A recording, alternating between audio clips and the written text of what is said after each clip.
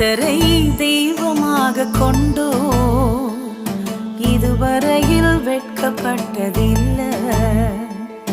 அவரையே ஆதரவாய் கொண்டோ நடுவழியில் நின்று போவதில்லை.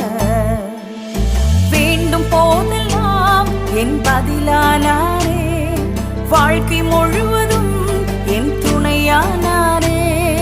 ஜெபிக்கும் போதெல்லாம் என் பதிலானாரே, வாழ்க்கை முழுவதும் என் துணையானாரே.